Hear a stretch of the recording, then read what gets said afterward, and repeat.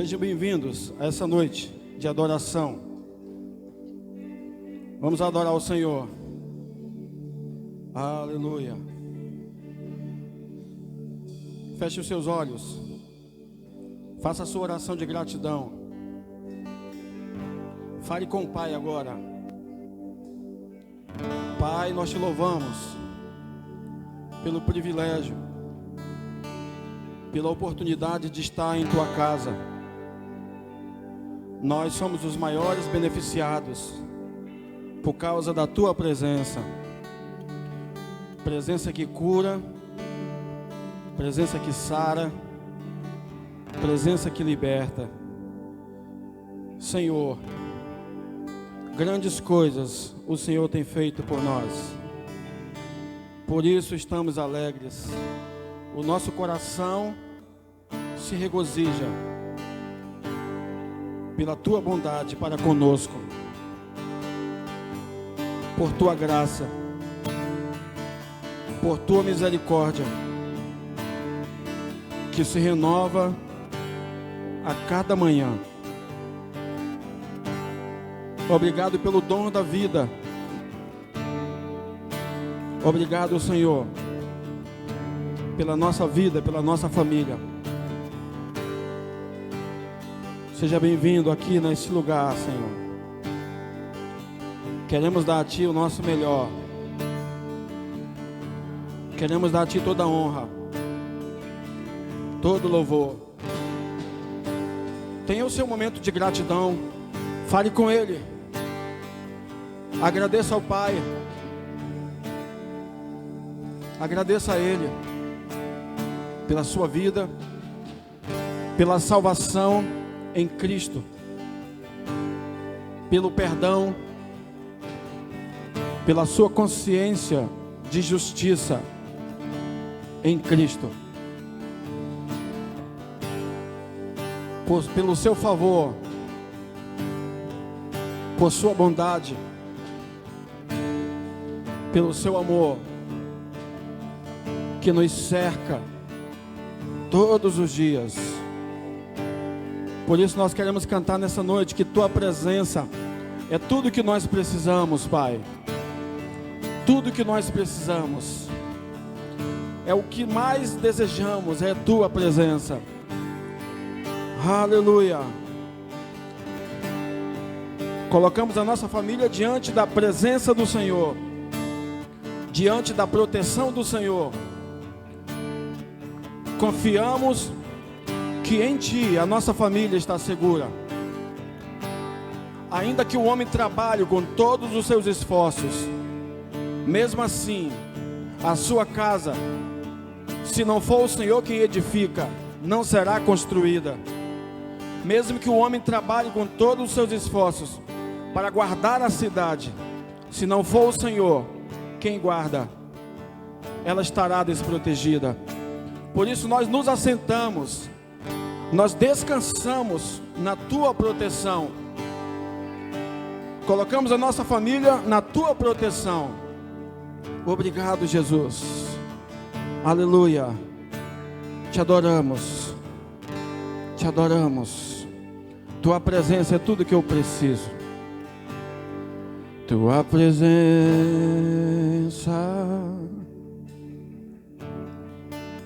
é tudo que eu preciso. Tua presença é o meu maior abrigo. Tua presença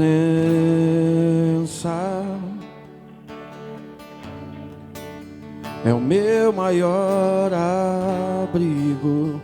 Tua presença é tudo que eu preciso. Cante a Ele. Tua presença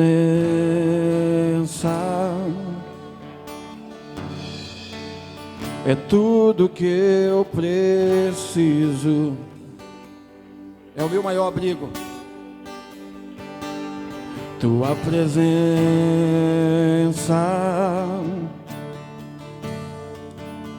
é o meu maior abrigo. Mais uma vez, cante. Tua presença é tudo que eu preciso. Tua presença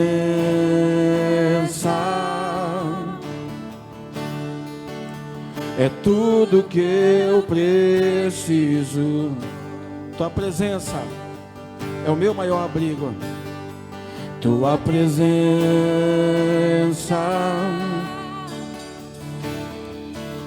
é o meu maior abrigo. Agora que você já aprendeu, cante de novo. Tua presença é tudo. Tua presença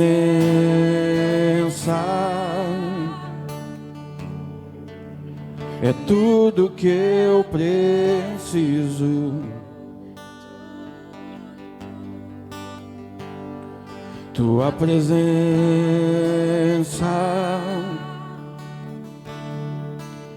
é o meu maior abrigo. Eu encontrei a vida. Eu encontrei a vida. Eu encontrei o amor.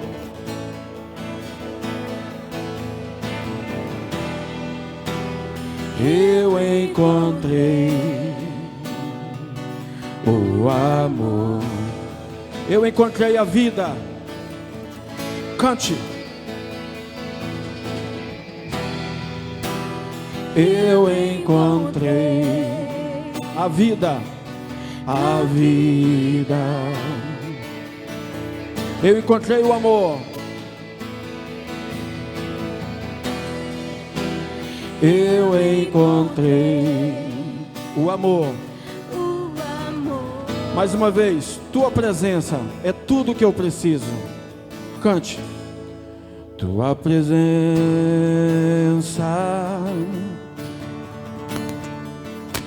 é tudo que eu preciso.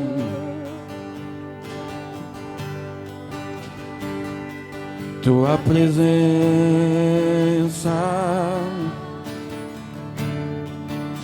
é o meu maior abrigo. Tua presença é tudo. Cante com todo o coração. Tua presença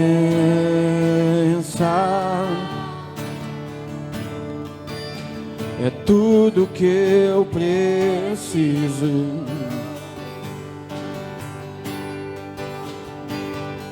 Tua presença é o meu maior abrigo. Eu encontrei a vida. Eu encontrei o amor. Cante para Ele. Eu encontrei a vida.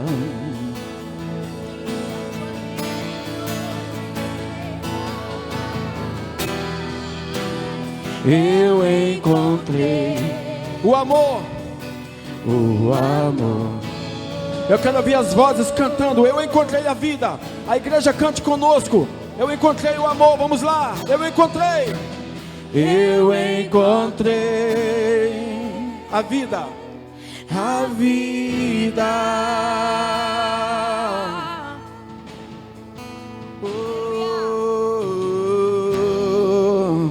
Eu encontrei o amor. O amor. Mais uma vez. Eu encontrei a vida. Solte a sua voz e cante. Eu encontrei a vida. Jesus. Eu encontrei o amor. Eu encontrei o amor. O amor. Eu fui salvo pela graça. Uou! Cante!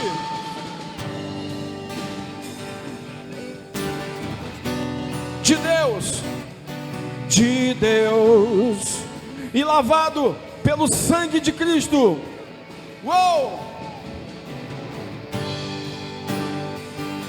E lavado pelo sangue de Cristo. Eu fui salvo pela graça de Deus. Pela graça de Deus, e lavado pelo sangue de Cristo. E lavado Pelo sangue de Cristo, de Cristo. Eu fui salvo pela graça. Cante a Ele, solte a sua voz e diga: eu fui salvo pela graça de Deus.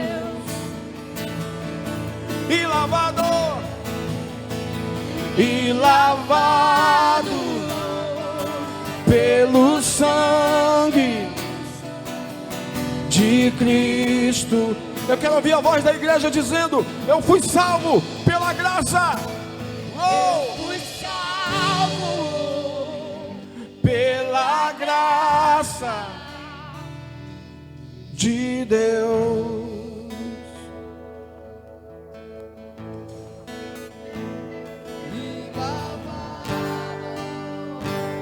Pelo sangue de Cristo, eu fui salvo. Eu fui salvo pela graça de Deus e lavado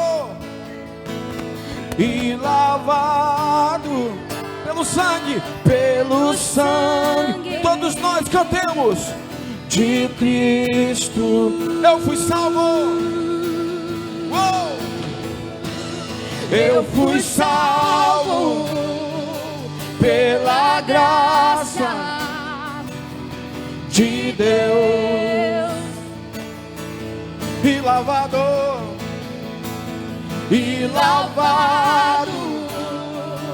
pelo sangue de Cristo. Eu quero ouvir as vozes. Oh, eu fui salvo.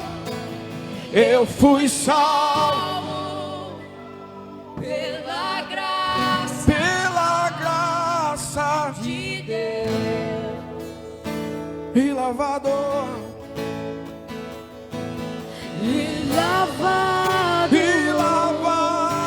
pelo sangue de Cristo. eu fui salvo. Todos nós cantemos, vamos lá. Eu fui salvo pela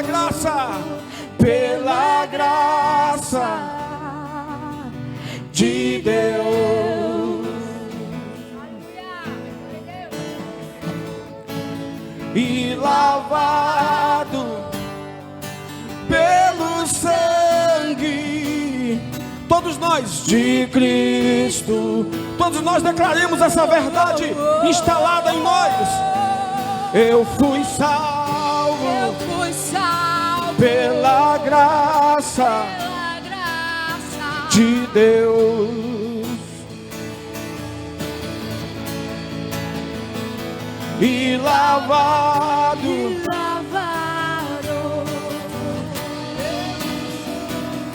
de Cristo. Declare com fé: eu fui salvo.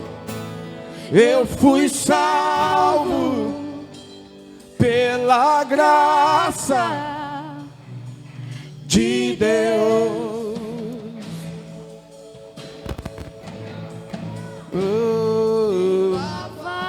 E lavado pelo sangue de Cristo. De Cristo. Eu fui salvo. Eu fui salvo pela graça de Deus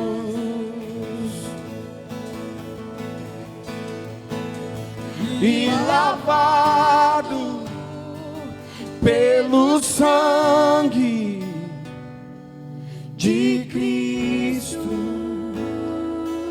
Eu me alegro em tua presença. Eu me alegro em tua presença. Eu me alegro em tua presença. Eu me alegro em tua presença. Cante a Ele. Eu me alegro em tua presença. Eu me alegro em tua presença. Mais uma vez, eu me alegro em tua presença. Jesus, eu me alegro em tua presença. Eu me alegro em tua presença. Recebo vida em tua presença. Jesus, cante a Ele. Recebo vida em tua presença. Recebo vida em tua presença.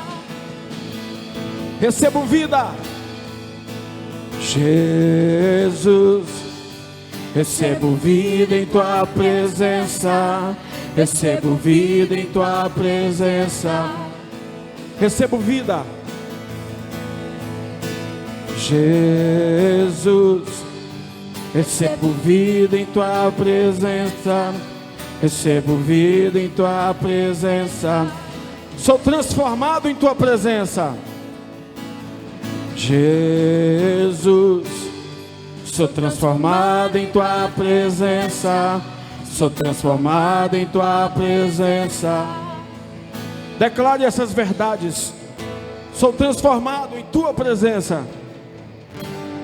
Sou transformado em tua presença. Sou transformado em tua presença. Enquanto você adora, você é transformado à imagem de Jesus. Sou transformado, cante. Sou transformado em tua presença. Sou transformado em tua presença. Recebo cura em tua presença. Declare isso e seja curado agora, em nome de Jesus. Recebo cura em tua presença. Recebo cura em tua presença. Recebo cura. Todos nós cantemos com fé. Recebo cura em tua presença. Recebo cura em tua presença. Recebo.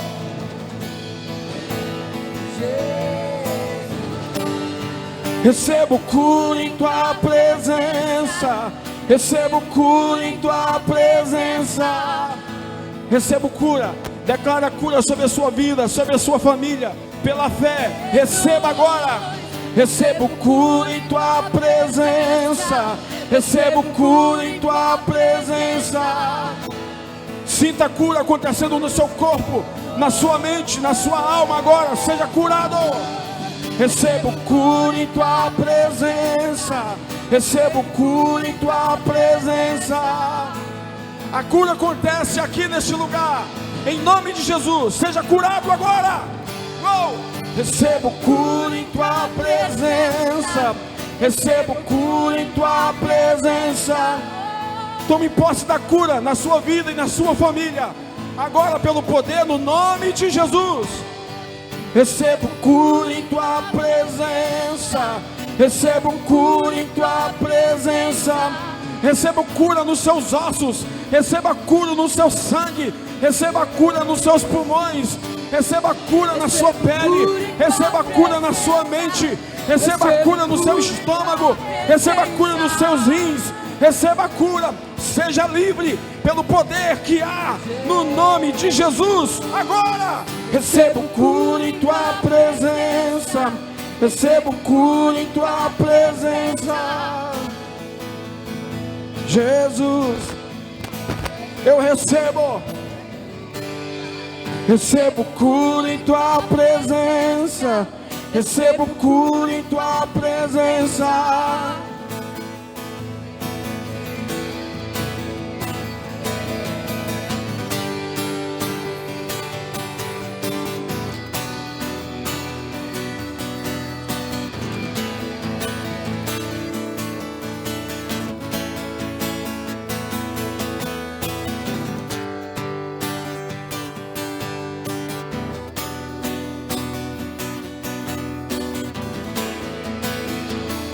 Declare este nome. Jesus, Jesus, Jesus,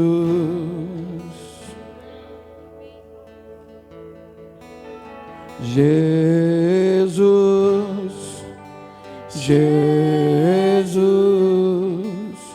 Jesus. O nome mais doce, mais lindo. Declare: Jesus. Jesus. Jesus. Nome mais doce que o teu não há. Jesus. Jesus. Acima de todos, teu nome está. Jesus. Jesus.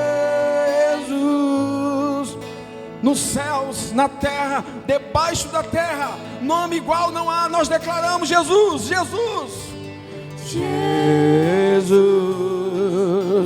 Jesus, Jesus. Oh. Jesus,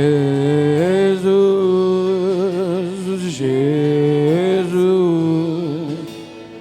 Jesus,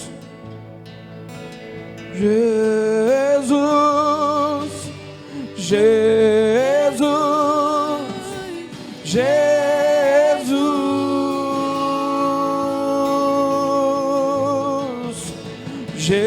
Jesus, Jesus,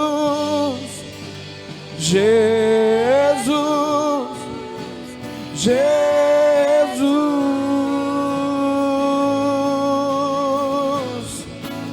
Jesus,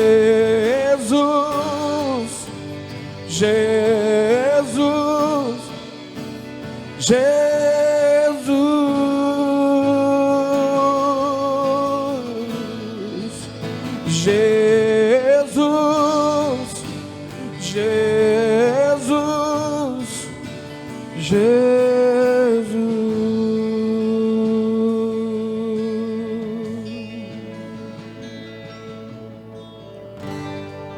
Nome que está acima de todo nome é o nome de Jesus. Aleluia. Nome que está acima de todo nome. Nome que tem todo o poder.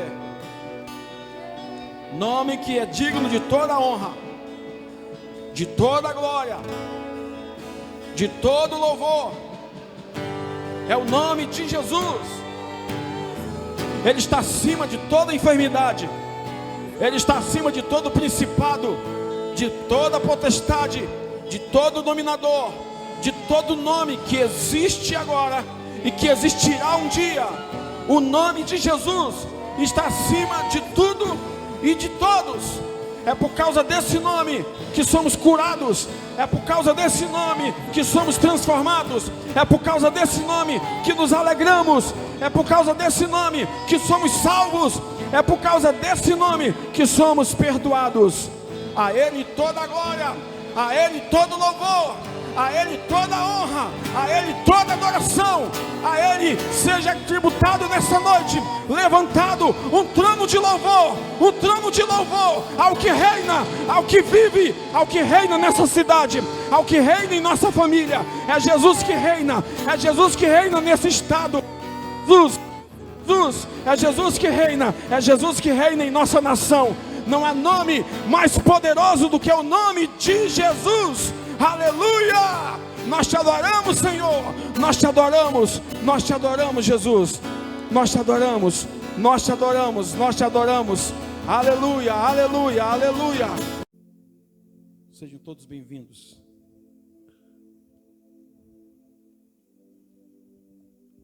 Bem-vindo ao Evangelho. No Evangelho é assim: o injusto é chamado a ser justo, o impuro é chamado a ser santo, o escravo é chamado a ser filho, o que não possui nenhuma herança é chamado de herdeiro de Deus e co-herdeiro com Cristo. Os cansados são chamados ao descanso. Os que estão se esforçando a todo custo são chamados a se assentar com Cristo nas regiões celestiais. Os que estavam distantes são aproximados. Os perdidos são encontrados. Os que tentam amar são chamados a serem amados. O pequeno é chamado de grande. O fraco é chamado de forte. O morto é chamado para a vida. Os doentes são chamados à saúde plena. Os loucos são chamados de sábios. Os que não pertenciam a ninguém são chamados de povo santo, raça eleita, propriedade real, sacerdócio exclusivo de Deus. Os que estavam em trevas são chamados para a luz. Os feridos são curados. Os excluídos são incluídos. Os que estavam vivendo na consciência de amaldiçoados são chamados de grandemente abençoados. Os que viviam considerando-se desfavorecidos são chamados de altamente favorecidos. Aqueles que não se sentiam amados, não criam que são amados, são chamados de profundamente amados pelo Pai. Bem-vindos ao Evangelho da Graça. É deste Evangelho, é desta fonte que estamos bebendo aos domingos. Tivemos aqui ontem uma noite muito especial de adoração, junto com alguns irmãos de outras congregações até, estiveram aqui. E mergulhamos um pouquinho fundo na palavra de Deus. E cada domingo nós estamos dando passos em direção àquilo que somos em Cristo. O que é mais fundamental na vida cristã, antes de qualquer coisa, antes de você vir à igreja procurando ter alguma coisa, ou fazer alguma coisa, todos os cristãos precisam saber quem eles são, em primeiro lugar. Se todo mundo souber quem é em Cristo, ter e fazer serão consequências. Por isso que Paulo já diz que nós somos abençoados com Cristo nas regiões celestiais com toda sorte de bênçãos. E bênçãos fluem naturalmente em nossas vidas. Porque o desejo de Deus é que vivamos cada vez mais conscientes do que somos em Cristo. Não importa, irmãos, a circunstância. Não importa como estejam as coisas lá fora. O que importa é como estamos aqui dentro. Não importa quanta crise tenha no mundo, nós estamos em Cristo. Não importa quão má seja a notícia, nós temos uma boa notícia para ouvir. E Salomão disse que uma boa notícia traz saúde aos ossos. Cada vez que você se alimenta da palavra de Deus, você encontra Jesus na Bíblia, você recebe uma boa notícia. Uma boa notícia de que você é um filho amado, de que você é um filho favorecido, de que você tem saúde, de que você tem vida eterna, de que você é restaurado, curado, completamente livre em Jesus. Então, descobrir quem nós somos em Cristo é indispensável. Para nós não caminharmos a vida como religiosos. Ler a palavra somente não me faz um cristão. Orar somente não me faz um cristão. Estudar a Bíblia somente não me faz um cristão. Eu só preciso saber quem eu sou em Cristo. Quando você estuda as Escrituras e descobre quem você é em Cristo, você recebe poder para reinar em vida. E nós somos convidados a reinar em vida, agora, irmãos, neste tempo. Reinarmos sobre as doenças, reinarmos sobre todo tipo de mal. Por que o mal, por que o inferno, por que nenhum tipo de mal pode atingir você? Porque você está muito alto. Vou falar de novo. Nenhum mal pode nos atingir porque nós estamos muito alto, sabia? Porque nós estamos assentados com Cristo nas regiões celestiais. E o mal não pode tocar em Jesus. E se ele não pode tocar em Jesus, ele não pode tocar em você. Aprenda a descansar em Deus. Agora há pouco, enquanto orávamos, falávamos do Salmo 127. Irmãos, não é o quanto você trabalha, é o quanto você descansa. O próprio Salmo 91, A palavra hebraica que aparece lá é aquele que descansa no esconderijo do Altíssimo. Aquele que descansa. Então lembre-se disso. Quanto mais você descansar interiormente falando, mais as coisas vão fluir aqui dentro, aqui fora. Deus está nos chamando para o descanso. Deus está nos chamando para confiar nos seus cuidados. Deus está nos chamando para confiar na sua fidelidade. Deus está nos chamando para confiar na sua bondade. Nós somos guardados, nós somos protegidos, não é porque nós somos bons, é porque Deus é bom. Ele é que nos guarda, Ele é que nos livra. Então todos os dias, quanto mais consciente você estiver de quem você é em Jesus, muito mais difícil, muito mais distante de você, estará o inimigo tentando roubar a sua verdadeira consciência de cristão. Nascer de novo em Cristo é nascer para uma nova vida, é nascer para uma mentalidade nova em Cristo. É começar a pensar nas coisas de cima, mesmo que os seus pés estejam aqui embaixo. Nós estamos assentados com Cristo, mas estamos reinando aqui neste mundo. E quando Paulo usa essa expressão, estamos assentados com Cristo, em Efésios capítulo 2, sei o que ele está dizendo. O que ele está querendo dizer? É quando Deus olha para Jesus no céu, Ele vê eu e você. E quando Deus olha para nós na terra, Ele vê Jesus em nós. Porque o escritor aos Hebreus diz que Jesus está no céu, à direita de Deus, após ter expiado os nossos pecados, perdoados todos os nossos pecados, Ele está lá por nós, nos representando. Você se alegra que Jesus te representa? Amém? Jesus representa você. Você não tem um representante qualquer. Você não tem um intercessor qualquer. Você tem aquele que tem todo o poder, que tem toda a autoridade no céu, na terra, debaixo da terra. No céu, anjos, arcanjos, querubins, serafins. Na terra, todos os homens. Debaixo da terra, todo o mal se rende diante do nome de Jesus. E é este nome que brilha em nós. Mesmo que tenha muita escuridão, há muita luz sobre você. Há muita luz da glória do Senhor sobre você. Acredite nisso, tem muita luz sobre você. Muita luz. A luz não precisa ser grande para vencer as trevas. Se você estiver em um lugar muito escuro, basta apenas um pouquinho de luz naquele lugar, você consegue ver a distância. É por isso que uma das estratégias militares é: nunca acenda a luz se você estiver diante do inimigo, porque ele vai te ver. Porque a luz, ela é perceptível em qualquer distância. Mas nós estamos falando de um mundo real e não de um mundo natural. A luz não precisa ser grande, assim como sua fé não precisa ser grande. Basta ter um pouquinho de luz sobre você, o inimigo vai olhar para você e vai dizer assim: esse aqui é marcado, esse aqui é selado, esse aqui é protegido pelo sangue de Jesus. Acredite, irmãos, quando Deus olha para nós hoje, Deus vê o sangue de Jesus. E eu quero começar a mensagem de hoje fazendo uma pergunta para os irmãos. Você não precisa responder, apenas pense. Quando Deus olha para você, e eu extraí essa ilustração do livro do pastor Prince, O Poder de Crer Corretamente. Quando Deus olha para você, o que ele vê? É uma pergunta interessante. Vou perguntar de novo para você pensar. Quando Deus olha para você, o que ele vê? Acredite, ainda tem muitos cristãos achando que Deus vê um cristão salvo pela graça se sentindo um pecador. Por quê? Porque nós temos a consciência de que quando pecamos, Deus está olhando para nós com um olhar de dizer assim: esse aí pecou, ele está sujo.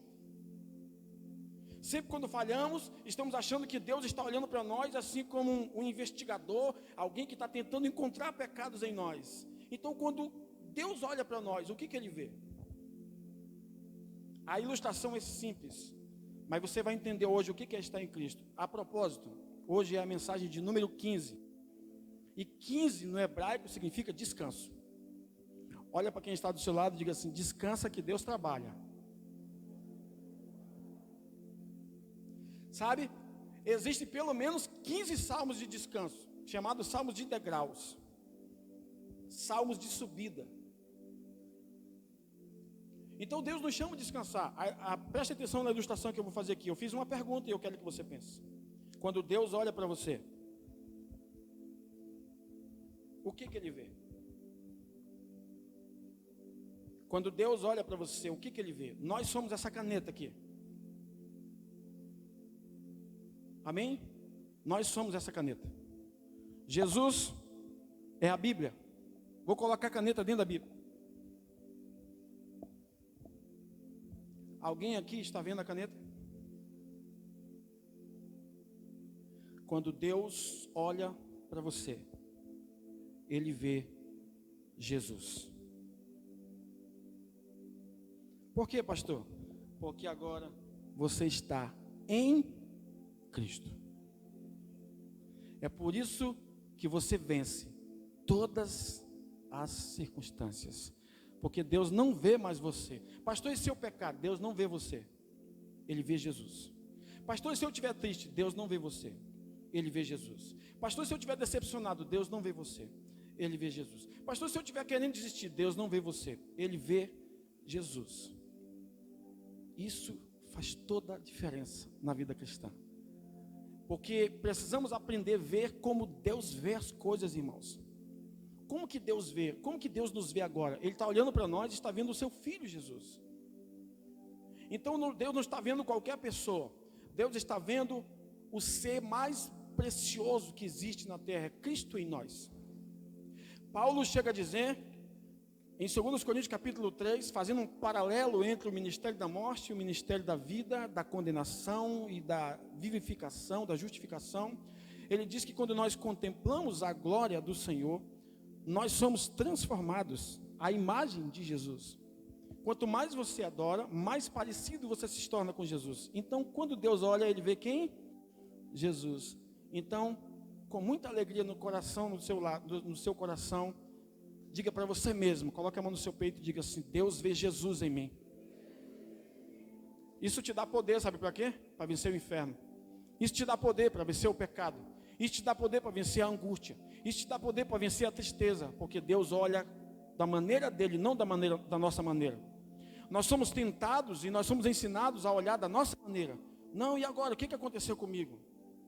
Lembra-se que eu falei aqui há alguns domingos, uma ovelha quando cai na lama não se torna um porco, ela continua sendo uma ovelha. Uma borboleta quando cai na lama não se torna uma mosca, ela continua sendo uma borboleta. Então os nossos pecados não nos definem mais, porque Deus agora só vê Jesus em nós. Eu me alegro com isso, porque nós temos aqui pequenos cristos nessa noite que glorificam o Senhor Jesus. Aliás, a palavra cristão é pequenos cristos, partículas de Cristo. Isso é poderoso, irmãos. Se Deus vê Jesus em você, o inimigo, que também é um ser espiritual, você acha que ele vê quem? Vê Jesus em você. Por isso ele não tem poder contra a sua vida, porque Jesus já o venceu. Amém até aqui? Então, como nós estamos na mensagem 15, essa ilustração é importante para você entender a confiar, aprender a confiar mais em Deus. Aprender a confiar na maneira que Deus vê, não na sua maneira religiosa de pensar, na sua maneira talvez egoísta de ser. Ah, mas eu fiz isso, pastor. Esqueça você, olhe para Jesus, assim como Deus te vê, e permita que Deus veja a graça de Deus fluindo em você, o amor de Jesus fluindo em você. E nós vamos estudar hoje pelo menos 3 coisas.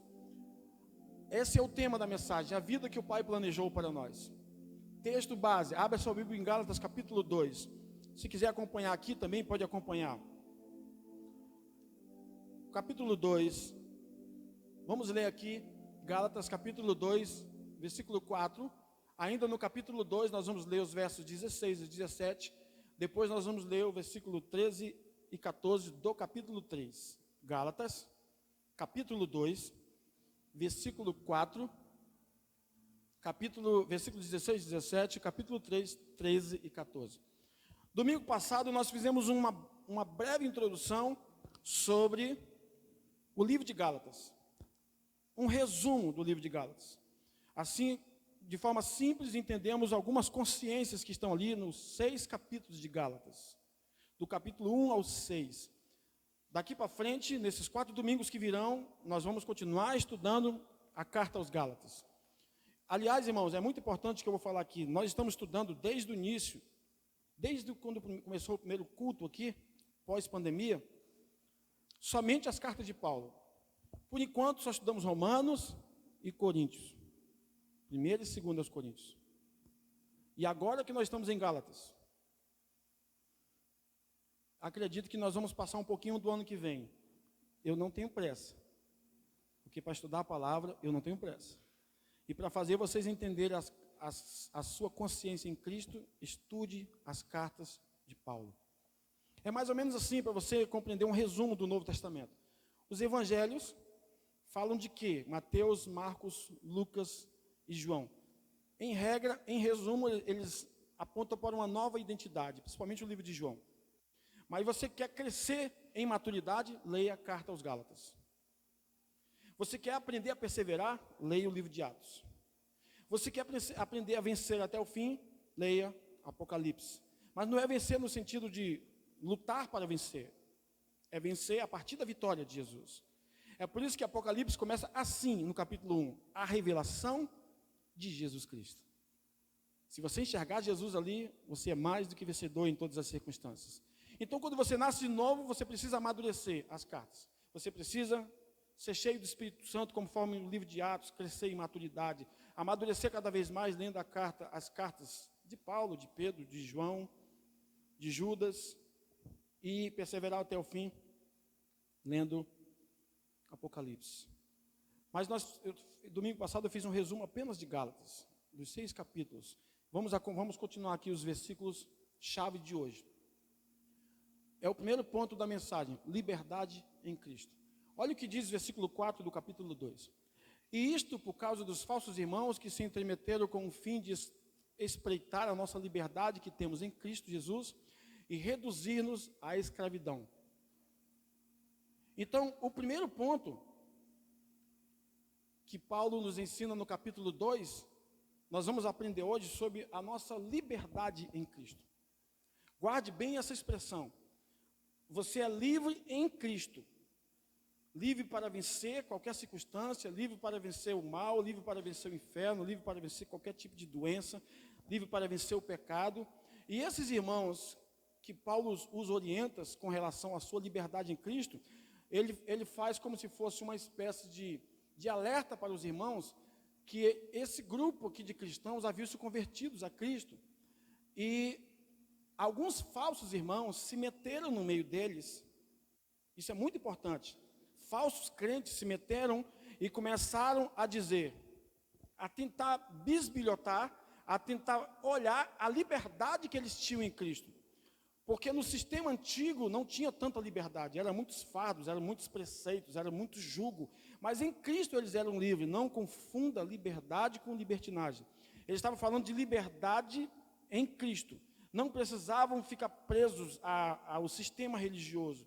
Então, porque esses irmãos tinham uma certa liberdade em Cristo, uma plena liberdade em Cristo, um grupo entrou lá e começou a observar a liberdade deles.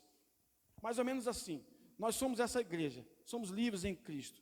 Aí alguém chega e diz assim, como que pode? Você está no mundo, você ainda se sente santo? Como que pode? Você está no mundo, você ainda se sente abençoado? Como que pode? Você está no mundo, você ainda se sente mais do que vencedor? Como que pode? Você está doente e ainda se sente saudável? Algumas pessoas começaram a questionar a liberdade que esses irmãos tinham em Cristo. Aí Paulo fala isso aqui, ó. E por causa disso, por causa da liberdade que eles tinham, alguns irmãos entraram no meio para ver o que esses irmãos tinham diferente. Mas de que esses irmãos são libertos? Lembre-se disso, irmão, a chave de tudo é o contexto. Por causa de textos sem analisar o contexto, é que surgiram muitas religiões, muitas seitas. Acredite, quase todas as seitas que existem no mundo surgiram baseadas na Bíblia. É porque eles pegaram um versículo e isolaram o versículo. De que liberdade que Paulo está falando? Do que ele está falando? Gálatas, capítulo 1. Sua Bíblia está aberta? Vamos ler. Gálatas, capítulo 1. De que liberdade? Qual a liberdade que esses irmãos têm em Cristo, que estava sendo espreitada? Alguns irmãos estavam observando a vida deles. De quê? Aí Paulo vai falar. Primeira liberdade. Libertos em Cristo do poder da morte. Gálatas capítulo 1. Versículo 1 diz assim. Paulo, apóstolo, não da parte dos homens, nem por homem algum, mas por Jesus Cristo e por Deus Pai, que nos ressuscitou dos mortos. Onde é que está o poder contra a morte aqui? Acredite nisso. Quando Jesus morreu por você, seus pecados foram perdoados. Mas você só passou a ter direito à vida eterna quando Jesus ressuscitou. Foi a ressurreição de Jesus que nos trouxe poder sobre a morte. É por isso que Paulo diz que se Jesus não tivesse ressuscitado, a nossa mensagem e a nossa fé seria em vão. O que nos deu direito à vida eterna foi a ressurreição de Jesus. Quando Jesus veio da morte para a vida, naturalmente nós, Igreja do Senhor, recebemos poder sobre a morte. Você se alegra com isso? Amém? Por que isso é poderoso? Por que a gente precisa entender isso? Que nós não estamos presos, irmãos, somente a este mundo. Jesus está voltando, vai chamar a sua igreja, nós vamos ser revestidos de um corpo imortal e para sempre. Não haverá doença, não haverá dor, não haverá tristeza, seremos eternos como Ele é. Então, qual liberdade que esses irmãos tinham? Eu tinha o poder sobre a morte. Era isso aqui, ó, que os falsos cristãos estavam tentando observar. Por que esses irmãos andam dizendo por aí que tem vida eterna? Acredite, muitos bons cristãos, de boa índole, de bom caráter, ainda acreditam que não têm vida eterna. Muitos cristãos de bom caráter, bons exemplos, bons testemunhos, ainda têm dúvida sobre sua vida eterna. Porque eles acham que precisam fazer alguma coisa para receber vida eterna. E esses irmãos aqui tinham tanta liberdade de dizer, olha, em Cristo nós temos vida eterna. E os falsos tentaram de alguma maneira seduzi-los. Então você pode fazer essa declaração com fé comigo, diga assim, eu tenho vida eterna em Cristo Jesus. Pense comigo, o que a gente perde, irmãos? Somente o que não é eterno. Como que você perde o que é eterno? Impossível, porque Jesus te deu a vida eterna. Jesus disse, aquele que o Pai me der, de maneira nenhuma será arrancado das minhas mãos. Aquele que comer da minha carne tem a vida eterna. Se você perde, deixou de ser eterno. Então, guarde isso na sua mente, de uma vez por todas. Nós somos livres porque nós temos certeza da nossa vida eterna em Cristo Jesus. Nós não estamos com medo da volta de Jesus. Nós não estamos com medo da vinda de Jesus. Pelo contrário, nós estamos dizendo, Maranata, ora vem, Senhor Jesus. Porque nós temos tanta confiança na vida eterna, não em nós. Porque nós não merecemos nada, viu, irmãos? Se Deus fosse nos dar o que merecíamos, nós merecíamos o sofrimento eterno. Mas graças a Deus que a salvação é pela graça. Nós não recebemos porque merecemos. Recebemos porque foi um presente de Deus para nós. Então, em Cristo Jesus, nós somos salvos. Então, a segunda coisa que Paulo fala sobre a liberdade em Cristo. Versículo 4 do capítulo 1, acompanhe. O qual se deu a si mesmo por os nossos pecados, para nos livrar do presente século mau, segundo a vontade de Deus, nosso Pai. A segunda coisa é que esses irmãos estavam livres, libertos do poder dos pecados. Faz sentido porque Paulo não ia se contradizer. Em Romanos ele disse que nós estamos mortos para o pecado. E ele diz também em Romanos que o pecado não terá domínio sobre nós. Porque nós não estamos debaixo da lei, e sim debaixo da graça. Nós somos libertos do poder do pecado, irmãos. Não estamos dizendo que não pecamos. Só estamos dizendo que o pecado não nos domina mais. Porque agora nós temos a graça de Deus nos dando poder e autoridade contra todo tipo de pecado. Sabe, é aqui onde muitos cristãos falham. Eu estou na graça, pastor. Eu posso fazer o que eu quiser. Você não entendeu. Você está confundindo graça com gracinha. A graça, meu irmão, ela te dá poder para ser santo. A graça te dá poder para andar com Deus. A graça te dá poder para caminhar com o Senhor. A graça te dá poder para viver em santidade. Não é o contrário. É por isso que alguns cristãos confundem. Pregam a graça radical no sentido de dizer assim, eu posso fazer o que eu quiser. Está tudo errado. Se você entregou sua vida a Cristo, Jesus é Senhor de sua vida. Agora Ele conduz a sua vida. Então qual é a segunda coisa que Paulo fala que nós somos livres? Livres do poder dos pecados. Somos livres para dizer, e o que é livre do poder do pecado, pastor? É só o poder para não pecar? Não, estou falando de consciência. Quando você vai diante de Deus, você não vai diante de Deus com consciência de pecado. Você vai, como diz o escritor aos Hebreus, você vai com ousadia Você pode concordar comigo que quem vai com ousadia não pode ir com medo. Porque ousadia é antônimo de medo. Quem vai diante do trono da graça com ousadia pelo novo e vivo caminho, pela sua carne, o seu sangue, nós temos acesso a Jesus. Então nós somos livres da consciência de todo o pecado. Isso só é possível em Cristo Jesus. Mas se vivermos debaixo de um sistema religioso, a consciência do pecado estará sempre presente. É por isso que muitos cristãos, na hora da ceia, eles não participam da ceia. Por quê? Porque eles não têm a consciência do perdão dos pecados, eles têm a consciência do pecado. Eles não têm a consciência de que em Jesus eles já receberam poder para vencer todo o pecado. E não para viver com a consciência do pecado. Essa é a segunda liberdade que aqueles irmãos estavam tentando atrapalhar a vida dos Gálatas. Terceira coisa, ainda no versículo 4, a parte B agora do versículo, diz assim, mas vamos ler o versículo todo. O qual se deu a si mesmo por nossos pecados, para nos livrar do presente e século mau, segundo a vontade de Deus nosso Pai. De que Cristo nos livrou, irmãos? Deste presente século. Se você ler esse versículo amanhã, vai falar presente século. Se você ler daqui a 20 anos, vai falar presente século. Porque a Bíblia é um livro atemporal. A Bíblia está sempre atualizada. Ela é mais atualizada do que o jornal de amanhã. Por quê? Porque Deus é um Deus que está fora do tempo. Então, daqui a 20 anos, nós vamos ler esse verso e vamos dizer assim, eu sou livre em Cristo. Tenho todo o poder contra esse século mau. Contra todo tipo de sistema, contra todo tipo de ação maligna que se espalhou pelo mundo.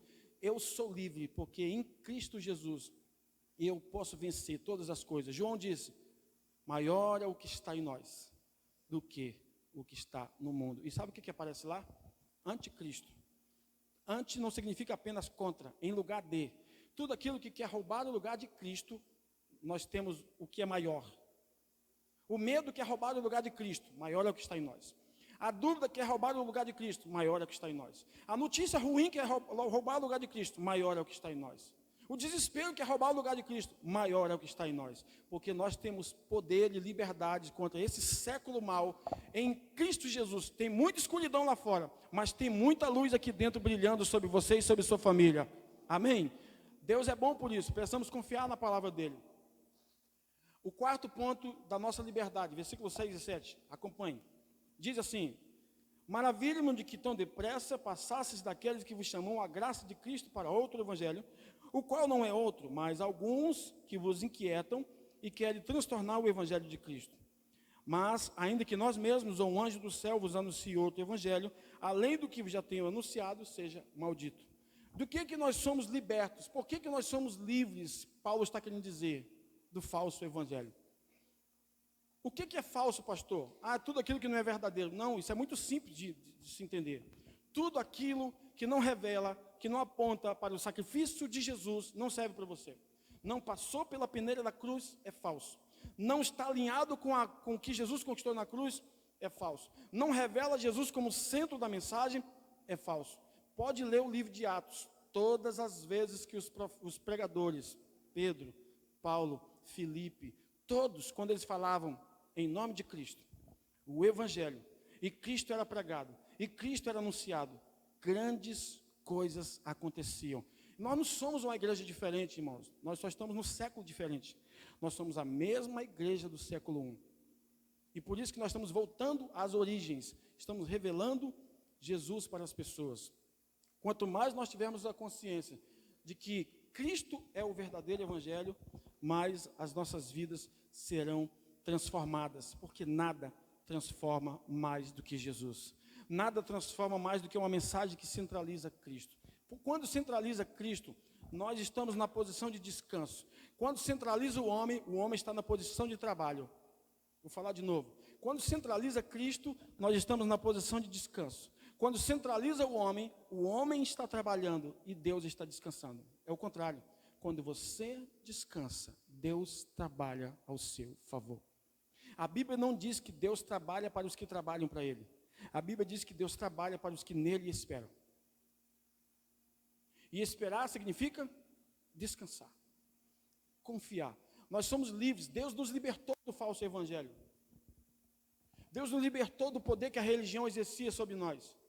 Quantas vezes você, como cristão, de todos os anos, talvez alguns 1 ano, 2 anos, outros 10, outros 20, não sei, alguns até nasceram na igreja. Quantas vezes você, quando lê a Bíblia hoje, você diz assim: mas por que eu não enxerguei isso aqui? É como se a escama dos nossos olhos caíssem, é como se a poeira tivesse tirado de cima da Bíblia, e você começa a enxergar e descobrir tesouros que só em Jesus é possível. Sabe por quê, irmãos? É porque não era Jesus que era pregado, era Moisés. O monte era o diferente, estávamos no Monte Sinai e não no Monte Sião.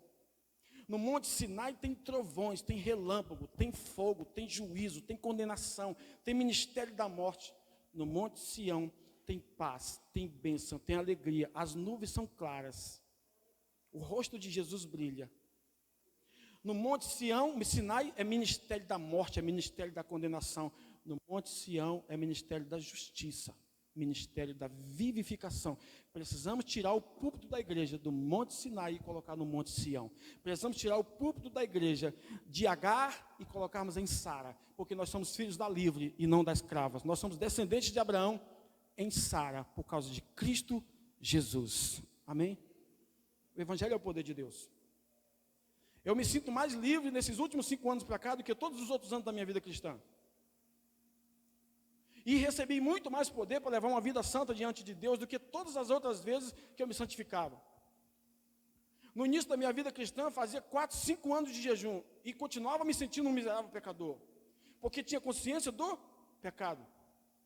Hoje entendo que jejum é mais uma sugestão do que um mandamento, porque Jesus nunca disse: orai, vigiai e jejuai. Jejum é uma sugestão, não é um mandamento. Oração é mandamento. Vigiar é mandamento. Aí você jejua, se consagra 1 hora, 2 horas e entende que não é o tempo, é o propósito. Alguns querem até fazer o jejum de Daniel. Foi Daniel que fez. Esqueça. Você está numa nova aliança agora. Outros querem fazer o de Moisés. Outros querem fazer o de Elias. Esqueça. Você está em Cristo. O noivo está presente. Se alegre na presença dele. Então, quando nós somos libertos do falso evangelho, irmãos, naturalmente Cristo vai sendo revelado a nós. Somos libertos das pedras que tentam nos destruir, das pedras que tentam nos matar. Mas Jesus está sempre dizendo ali: ninguém te condenou, ninguém te acusou, não tem ninguém aqui, nem eu também te condeno. Vai e não peques mais. É por isso que temos poder para viver uma vida santa diante de Deus. Porque primeiro ouvimos Jesus dizer: não te condeno. O evangelho é muito simples. Graças a Deus que nós somos libertos do falso evangelho. E essas palavras são de Paulo: se alguém prega um outro evangelho, seja amaldiçoado. Lembre-se que Paulo não está falando de uma maldição para a vida da igreja. Paulo está falando de uma maldição para a vida do pregador. Aí se você lê o que João disse em Apocalipse, o que Deus faz? É por isso que existe o êxodo em igrejas, em ministérios. Esqueça placas, é só para você entender como que Deus trabalha. Jesus disse em uma das igrejas: se o pastor não cumprisse com o seu propósito de revelar Jesus para as pessoas, Jesus tirava o candeeiro dele, Jesus tirava a igreja dele e entregava para outro. Sabe por que Jesus faz isso? Porque Ele ama a sua igreja. Porque Ele ama a sua igreja. Só existe um evangelho a ser pregado: o evangelho da graça. É aquela pausa de silêncio que está em Isaías 61, que Jesus leu em Lucas capítulo 4, que ele leu e fechou o livro na parte que diz o dia da vingança. Tem gente que está querendo viver o dia da vingança e deixando de lado o ano aceitável do Senhor. O que é maior, um dia ou um ano? Jesus fechou o livro na parte que diz o dia, o ano aceitável do Senhor, e não leu a parte da vingança. Por quê? Porque a vingança virá ainda. Mas de Jesus para cá, nós estamos vivendo o ano aceitável do Senhor. Irmãos, os profetas do Velho Testamento viviam sonhos sobre Jesus. Nós estamos vivendo realidades. Entende? Eles viviam a sombra. Eles queriam ter contato com o Jesus que nós temos hoje. Nós vivemos a realidade. Nós temos o sangue de Jesus aqui, ó, como se fosse derramado agora, à nossa disposição. Esse é o poder do evangelho sobre as nossas vidas. Então, não existe geração melhor do que a nossa. Porque nós somos a geração da graça. Nós somos o povo da cruz. Nós somos o povo do evangelho. Nós somos o povo do maior avivamento que vai acontecer na terra. Porque o evangelho da graça se tornou uma revolução no mundo. Está entrando nas igrejas, está entrando nas famílias. E nós somos multiplicadores desse verdadeiro evangelho. Nós não queremos a vida toda viver regredindo. Nós queremos avançar. Nós somos chamados à maturidade. Então, o primeiro ponto da liberdade é que também nós somos libertos do falso evangelho. Vamos para o segundo ponto de hoje, justificação em Cristo. Lembre-se que eu falei domingo passado que essa é a maior consciência e a consciência mais importante para todo cristão. O dia que você descobrir sua justificação em Cristo, você nunca mais será enganado pela religião, pelo pecado, pelo inferno. Porque tudo começa pela justificação. Romanos, primeiro livro de Paulo, primeira carta, tema principal de Romanos, justificação pela fé. Foi esse poderoso livro que libertou Martinho Lutero, quando leu que o justo viverá pela fé. Lembre-se disso, irmãos, a fé produz o viver, não é o contrário. Por isso que quem crê certo, vive certo. Se você crê que tem maldição sobre sua vida, você viverá amaldiçoado. Porque você crê, mas crê de maneira errada. Crer certo produz o viver corretamente. Não basta só crer certo, é preciso crer na pessoa certa. Quando a nossa fé está em Jesus, cremos que somos justificados em Cristo Jesus, ninguém mais tem poder de apontar pecado sobre nós. Porque quando Deus olha para nós, lembra da primeira pergunta? Ele vê Jesus. Quando Deus olha para Jesus lá no céu, Ele vê eu e você. Esse é o poder do Evangelho. Então vamos ver algumas maneiras de nós sermos justificados em Cristo. E o curioso, irmãos, é que até então eu havia descoberto pelo menos 5 maneiras de sermos justificados em Cristo. Mas lendo, pesquisando mais, daqui a alguns dias talvez eu apresente a 7ª, mas eu descobri que são 6. Vamos ler somente em Romanos, tem 5. Vamos ler primeiro o verso que fala sobre a justificação. Gálatas 2, 16 e 17. Sabendo, contudo, que o homem não é justificado pelas obras da lei, e sim mediante a fé em Cristo Jesus, também temos crido em Cristo Jesus para que fôssemos justificados pela fé em Cristo e não por obras da lei, pois por obras da lei ninguém será justificado. Percebe que Paulo fez questão de repetir sempre a mesma coisa? Não será por obras e sim pela fé? Não será por obras e sim pela fé? O mesmo versículo ele fala a mesma coisa. Mas se procurando ser justificado em Cristo, fomos nós mesmos também achados pecadores, dar-se-á, caso de ser Cristo ministro do pecado? Certo que não. Justificação pela fé. Acompanhe na sua Bíblia, Romanos capítulo 3, vamos ler. Nós estamos aqui para estudar a palavra, você tem que conferir na sua Bíblia. Romanos capítulo 3, vamos ler as maneiras de sermos justificados em Cristo. Em Romanos estão quase todas as maneiras de sermos justificados. Versículo 28 do capítulo 3, diz assim, Romanos 3, 28. Concluímos, pois, que o homem é justificado pela fé, sem as obras da lei. Capítulo 5 agora, versículo 1. Sendo, pois, justificados pela fé, temos paz com Deus, por nosso Senhor Jesus Cristo. Pastor, o que significa isso? Simples e direto, como 2 mais 2 são 4. Você crê em Jesus como seu Salvador? Creio, pastor. Você é justo. Eu preciso fazer alguma coisa? Não, você é justo. As obras justas são consequências. Se você pesquisar no dicionário, ser justo está lá. Primeira coisa, alguém que pratica a justiça. Só que vai para a Bíblia, quem é o justo? Alguém que estava sujo do pecado, alguém que estava condenado ao sofrimento eterno, Deus bateu o martelo e disse, inocente. Primeira coisa que você precisa entender sobre a justificação é que ela acontece pela fé. Tudo passa pela fé, irmãos. Tudo que Deus nos dá é pela graça. Tudo que recebemos é pela fé. Essas duas coisas sempre vão caminhar juntas. Então está aqui, ó. Justificação ou justificados pela fé. Vamos ver uma outra maneira? Romanos 3, versículo 24. Vamos ler? Está escrito assim: sendo justificados gratuitamente pela sua graça, pela redenção que há em Cristo Jesus. Capítulo 5, versículo 18. Pois, assim como por uma só ofensa veio juízo sobre todos os homens para a condenação, assim também por um só ato de justiça veio a graça sobre todos os homens para a justificação de vida. Segunda maneira de sermos justificados: pela graça. E o que é graça? É o que eu não mereço.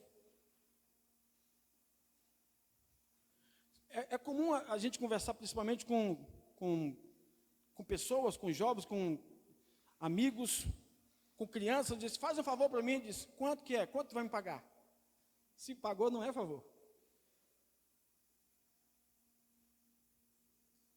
Quando eu era mais novos, sempre mais velhos diziam assim: faz tal coisa, diz: faz um favor para mim, vai me pagar quanto? Se pagou, deixou de ser favor. Entende que graça é o favor que nós não merecemos? Nós somos justificados pela graça. Mais uma vez apontando para Jesus. Nós estamos apenas aqui na cena de alguém que recebe, não é alguém que faz alguma coisa. Você crê em Jesus, você é justificado. Você recebe a graça de Jesus, você é justificado. Vamos ver a terceira maneira agora? Romanos 4, 25. Romanos 4, 25. O qual, por nossos pecados, foi entregue e ressuscitou para a nossa justificação. Terceira maneira de sermos justificados: pela ressurreição de Cristo. Essa é uma pergunta curiosa. Quem aqui de nós estava lá quando Jesus ressuscitou? Ninguém. Você entende quão poderosa é a ressurreição? No dia que Jesus ressuscitou, há 2000 anos, e no dia que você entregou a vida para Ele, aquela ressurreição de 2000 anos te alcançou naquele dia. E você ressuscitou junto com Ele, e foi considerado justo. E o que é ressuscitar, pastor? Alguém que estava morto. Entende o que é justificação? Que Deus justificou quem estava morto? E mais uma vez, o que o morto faz? Nós precisamos pensar. Deus nos deu inteligência, Deus nos deu capacidade, nós estávamos mortos. O que o morto faz para se justificar? Nada. Então Deus nos ressuscitou. Se alegre por isso, que a tua justificação foi pela ressurreição de Jesus. Não foi porque você fez ou deixou de fazer alguma coisa. Vamos ver a próxima maneira de sermos justificados. Quarta maneira: pelo sangue de Jesus. Essa é a mais conhecida de todos. Romanos 5, versículo 9. Logo, muito mais agora, eu gosto dessas expressões, muito mais agora, sendo justificados pelo seu sangue, seremos salvos da ira. Tem muita gente aí, irmãos, preocupado com o que está acontecendo no mundo. O anticristo, o anticristo. Irmãos, a notícia boa que eu tenho para os irmãos: eu não estou esperando o anticristo. Eu estou esperando Jesus.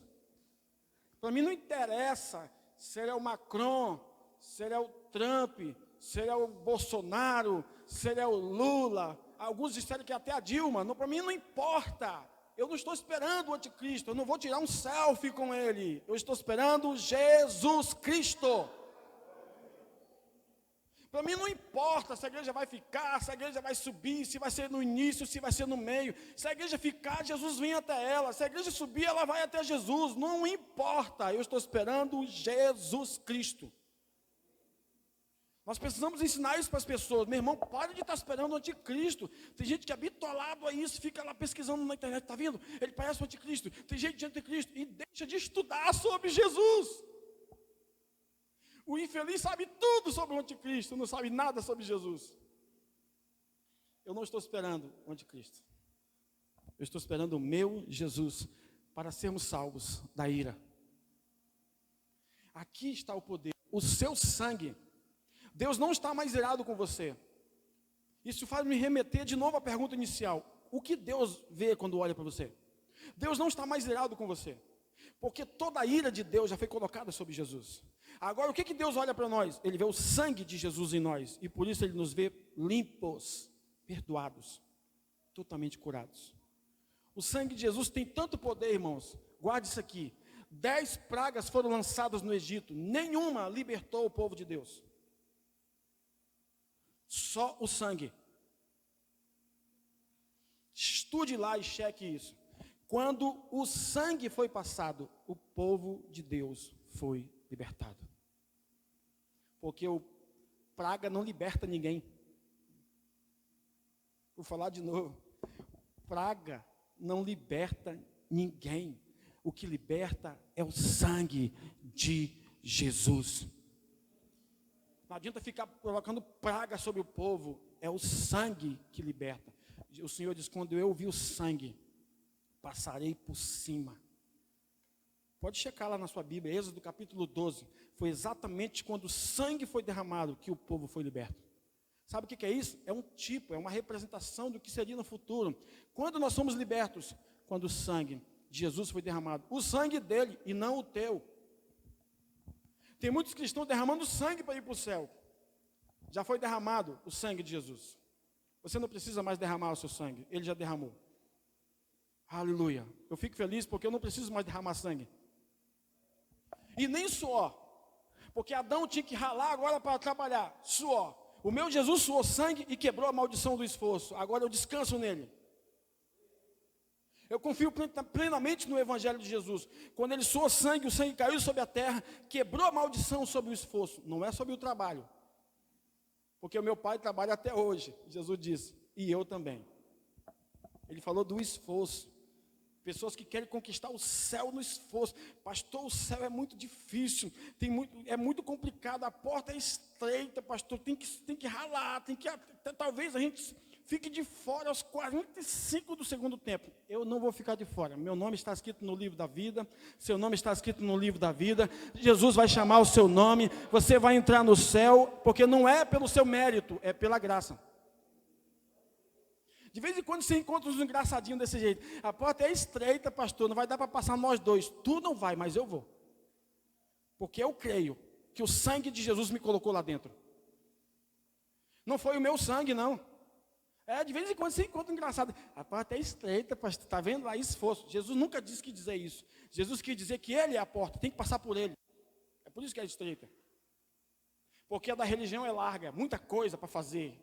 Ele é a porta, está no mesmo contexto. Ele diz, eu sou a porta das ovelhas. Quem entrar por mim, encontrará pastagem e será salvo. Isso é o Evangelho. O poder da ressurreição de Jesus. Vamos ver mais uma coisa? Romanos 5:9, acompanhe na sua Bíblia. Romanos capítulo 5, versículo 9. Logo, muito mais agora, sendo justificados pelo sangue, seremos salvos da ira. Isso aí nós já lemos. 5:19 agora. 5:19. Porque, como pela desobediência de um só, muitos foram feitos desobedientes, assim, guarde isso aqui. Pela desobediência de um só, vou traduzir o verso. Pela desobediência de Adão, todos foram desobedientes com ele. Pela obediência de Jesus, todos foram feitos justos. Não é a tua obediência, é a obediência de Jesus. Foi ele que obedeceu. E Paulo diz que ele obedeceu até a morte. E morte de cruz. Escrito assim na sua Bíblia ou é só na minha que está desse jeito? Pela obediência de Jesus. Sabe qual é o cenário? É isso aqui, ó. Paulo está dizendo, por causa de Adão, todos caíram. Um homem fez a humanidade cair. Mas por causa da obediência, olha só a contradição, por causa da desobediência de Adão, todos caíram. Por causa da obediência de Jesus, todos os que creem ficaram de pé. Por causa da desobediência de Adão, todos morrem, todos adoecem, todos envelhecem. Por causa da obediência de Jesus, todos recebem vida, todos são rejuvenescidos, todos são saudáveis. Então, de que lado nós estamos, irmãos? Do lado de Adão ou do lado de Jesus? Eu estou do lado do último Adão. Paulo não abriu espaço nem para falar nem segundo e nem terceiro, como tem algumas Bíblias. Ele disse último Adão, que é para não ter o terceiro, o quarto e o quinto. Nós estamos debaixo da obediência de Jesus. Não é o quanto eu obedeço para ser abençoado, é o quanto Jesus obedeceu. Ele obedeceu, a sua obediência me alcançou. É por isso que ele diz que nós devemos levar os nossos pensamentos cativos, obedientes, à obediência de Cristo. Não é o quanto eu obedeço, é o quanto eu creio na obediência de Jesus. E mais uma coisa que foi essa aqui que eu descobri, ó. 1 Coríntios 6,11. Avance um pouquinho. Coríntios 6,11. 1 Coríntios 6,11. É a sexta maneira de sermos justificados. 1 Coríntios, capítulo 6, versículo 11.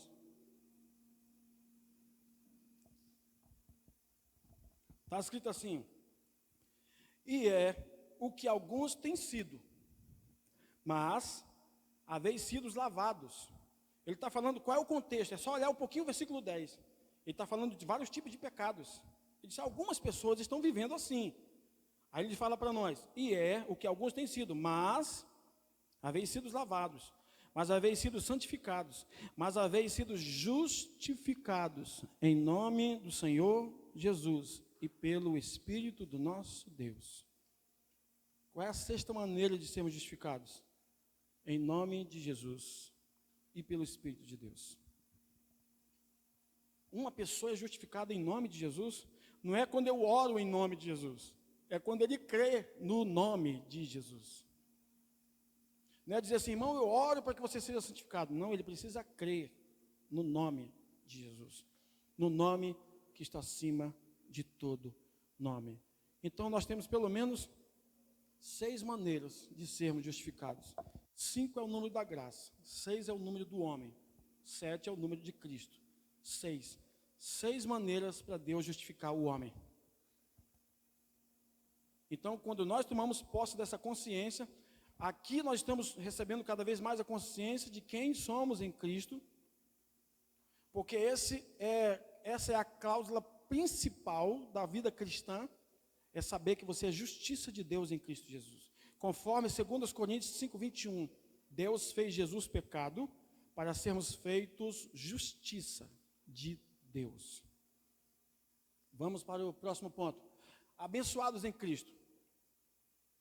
Gálatas 3, 13 e 14. Cristo nos resgatou da maldição da lei, fazendo-se Ele mesmo, ou Ele próprio, maldição em nosso lugar. Porque está escrito, onde? Lá em Deuteronômio 21, versículo 23. Maldito todo aquele que for pendurado no madeiro. 14. Para que a bênção de Abraão chegasse aos gentios, em Cristo, a fim de que recebêssemos pela fé o Espírito prometido.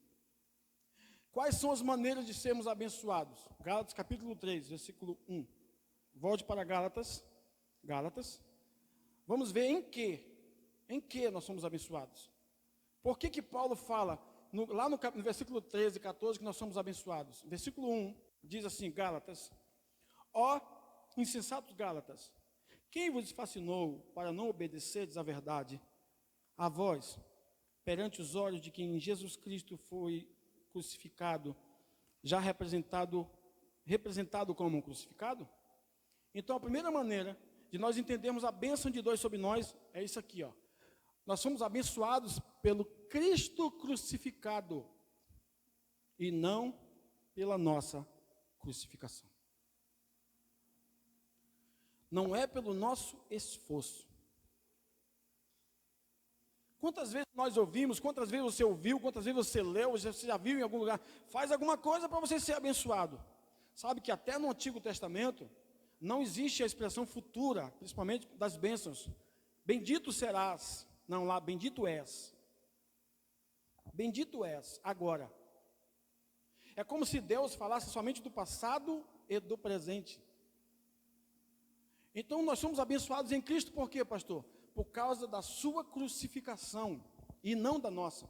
E cruz fala de morte, fala de esforço, fala de sacrifício, fala de dor.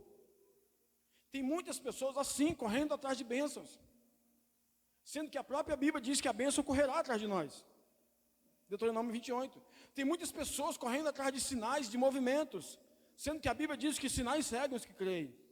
As pessoas estão invertendo os valores. Então vem Paulo e diz: olha, meus irmãos, vocês já são abençoados em Cristo Jesus, com todas as bênçãos espirituais.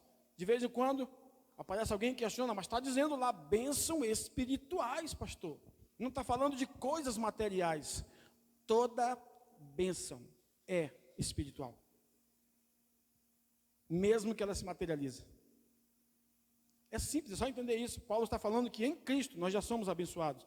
Então a primeira maneira de nós entendermos que somos abençoados é pela cruz, pelo Cristo crucificado, e não pela nossa crucificação. Segunda maneira, versículo 5 do capítulo 3. Aquele, pois, que vos dá o Espírito e que obra ou que opera maravilha entre vós, o faz pelas obras da lei ou pela pregação da fé? A segunda maneira de sermos abençoados é pela pregação da fé e não pela pregação da força. Não é o quanto você faz, é o quanto você crê. E lembrando que eu não estou falando de fé para ser grande. Ah, minha fé precisa ser grande. Não, Jesus disse que ela precisa ser do tamanho de um grão de mostarda. Sabe, os dois casos na Bíblia de pessoas que Jesus falou grande fé, nenhum deles era judeu. Aqui está o denominador comum em uma grande fé. Não está debaixo da lei. Foi o centurião e foi a mulher cananeia. Aqui disse: Senhor, até os cachorrinhos comem da mesa do seu Senhor. Jesus disse: nunca vi fé tão grande. Ao centurião disse: Senhor, não precisa ir à minha casa, basta dizer uma palavra. Jesus disse uma palavra e algo aconteceu. E por que esses homens tinham uma grande fé? Porque não estavam debaixo da lei. Quanto mais você entender isso aqui, mais você vai entender o que é fé. Nós somos abençoados pela pregação da fé e não da força. Faz isso, meu irmão, faz aquilo. Se você não fizer isso, 7 passos para cá, 7 passos para lá, 7 caminhos disso, 7 caminhos daquilo. Orar 7 horas, orar 7 dias, ler 7 capítulos. Tem que ser 7. Se não for 7, não funciona. Faz isso, faz aquilo outro. Não, não é a pregação da força, é a pregação da fé. Meu irmão, creia e receba a cura no seu corpo. Creia e receba a salvação. Creia e seja abençoado. Creia e seja salvo. É muito simples, é só isso que precisa fazer. Precisa inventar. Atos capítulo 10, a primeira família de gentios que foi salva, o apóstolo Pedro estava pregando e o Espírito Santo colocou desse jeito lá. E quando Pedro falava do perdão dos pecados pelo sangue de Jesus, foi exatamente nessa hora, o Espírito Santo interrompeu a pregação. Porque não precisava falar mais nada. Vou falar de novo que é para você entender. Pedro estava pregando para Cornélio, a propósito, ele não queria pregar. O Senhor falou com ele numa visão, foi lá, pregou, porque eles eram gentios e Pedro era judeu. Pedro se considerava salvo e os gentios todos iam para o inferno. Não, deixa esse pessoal para lá, Senhor. Eu não posso comer aquilo que é impuro. O Senhor mostrou para ele um lençol com animais que judeus não podem comer, simbolizando os gentios, que agora estavam entrando para serem salvos. E Jesus disse que os publicanos e os pecadores entrariam primeiro.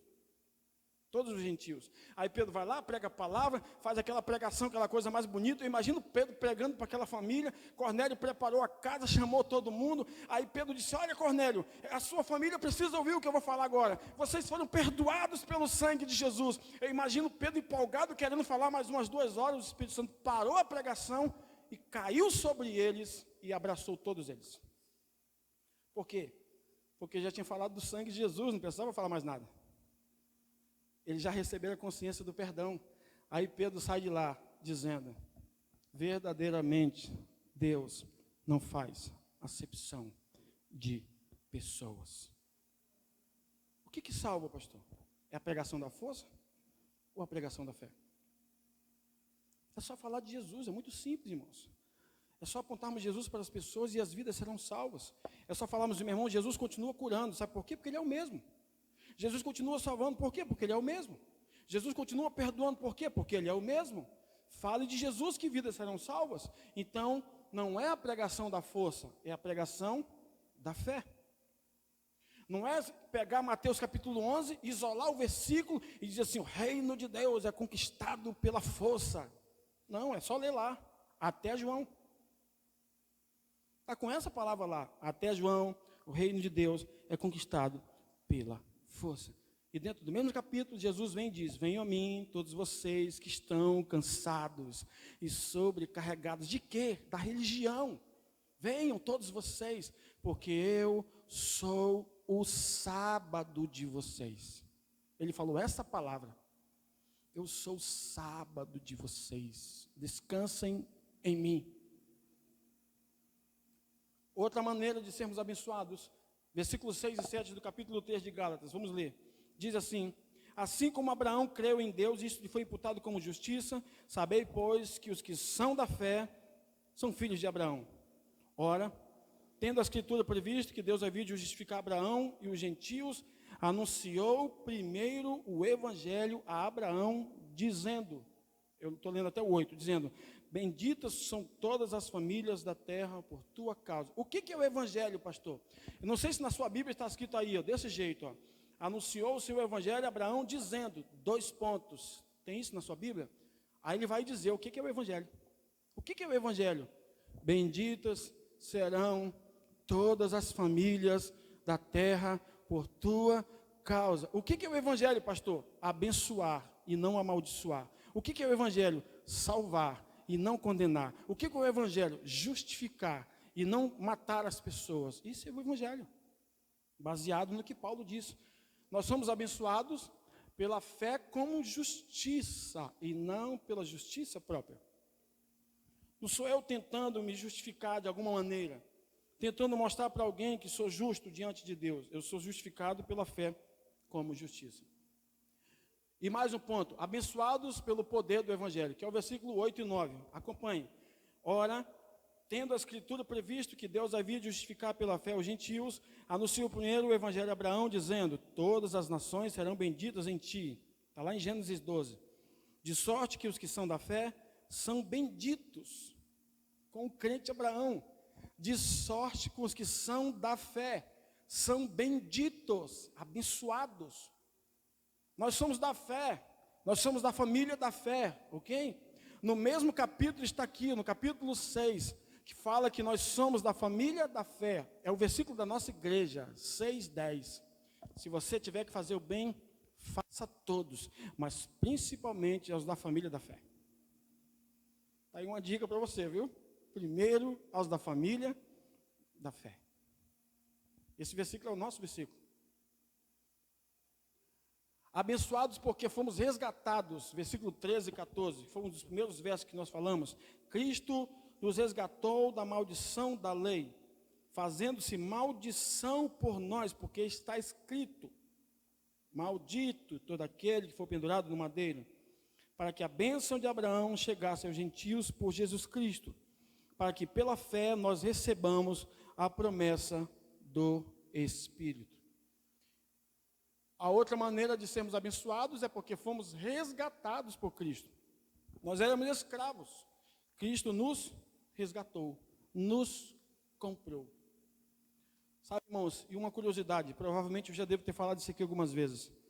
A última maldição do Velho Testamento. Abra sua Bíblia em Deuteronômio capítulo 28. Deuteronômio é o 5º livro da Bíblia. Significa repetição da lei. O povo não cumpria e Deus repetiu. Mesmo assim, continuaram desobedecendo. Deuteronômio capítulo 28. Vai lá com o último versículo. 68. Só para você entender como que o evangelho é poderoso. Essa é a última maldição de Deuteronômio 28. Versículo 68. Diz assim, e o Senhor te fará voltar ao Egito em navios, pelo caminho de que tenha dito. Nunca jamais o verás.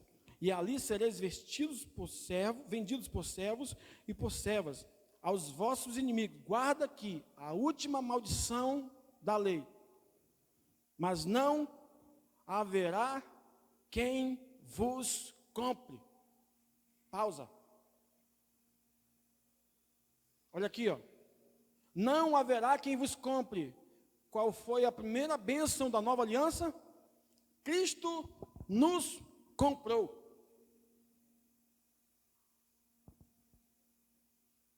Está lá na antiga aliança. Vocês serão vendidos como escravos, mas ninguém vai comprar vocês. Aí o Senhor enviou Jesus e Cristo nos comprou. E João diz em Apocalipse que ele comprou para si gente de todo povo, língua e nação com seu sangue. Então, sabe qual é a pessoa mais valiosa que existe na terra? Você. Por quê, pastor?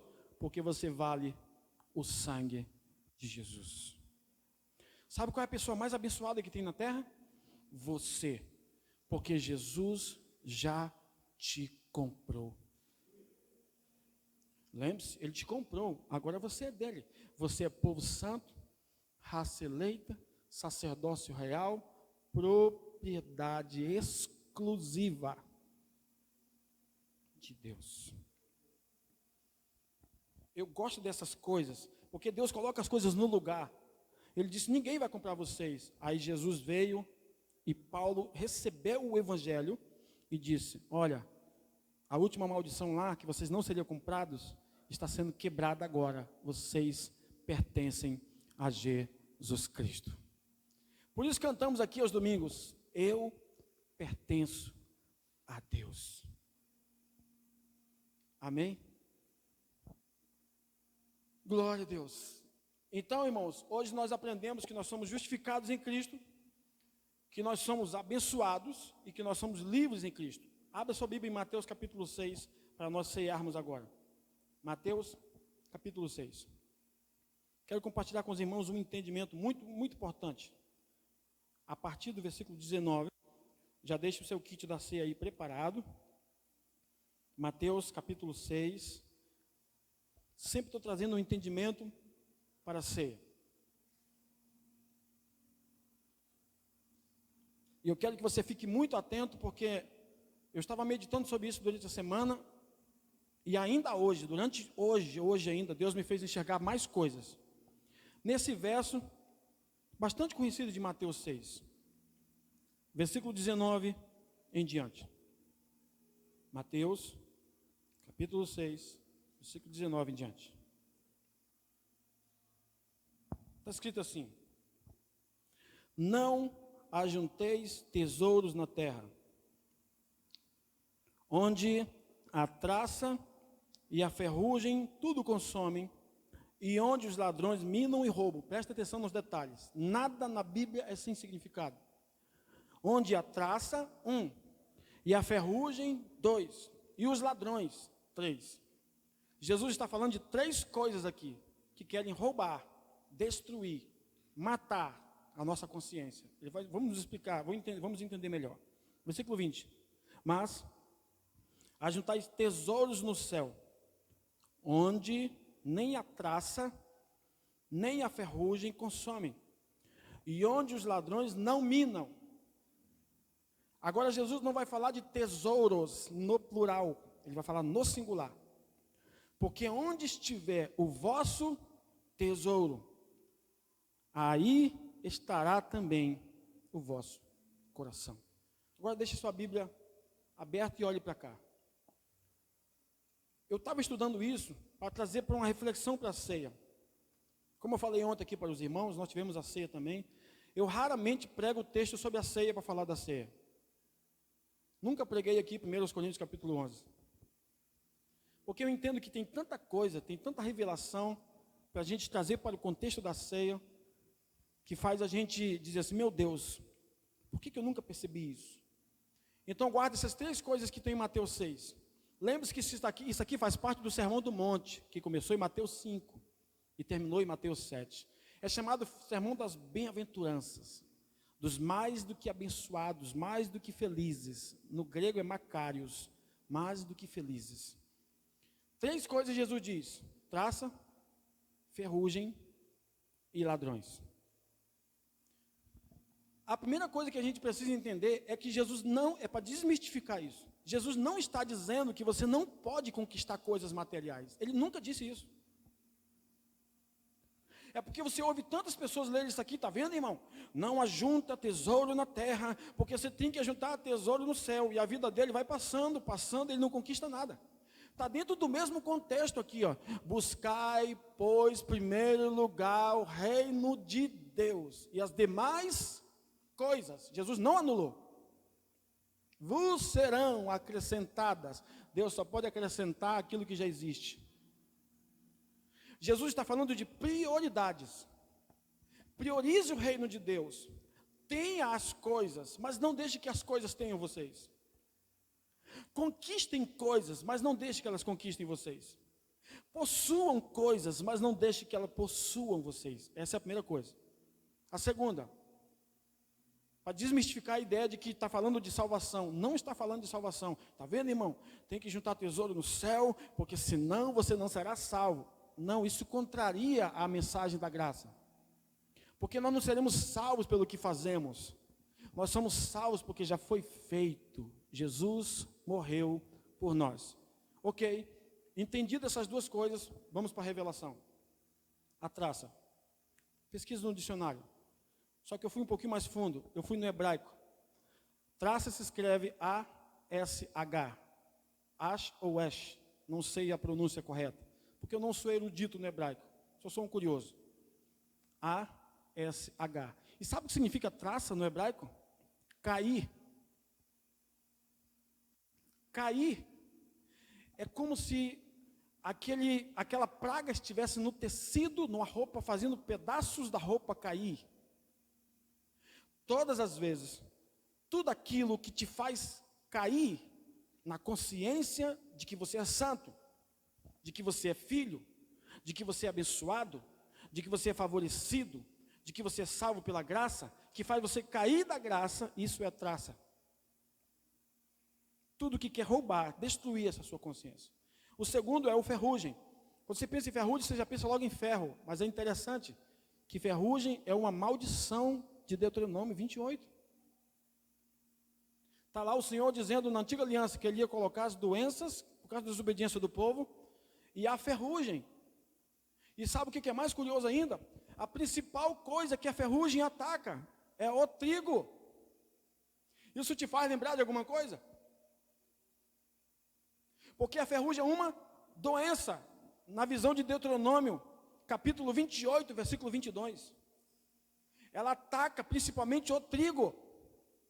A doença, a ferrugem, que também atinge o ferro, que é firme, quer roubar, quer destruir a tua consciência de curado em Cristo Jesus.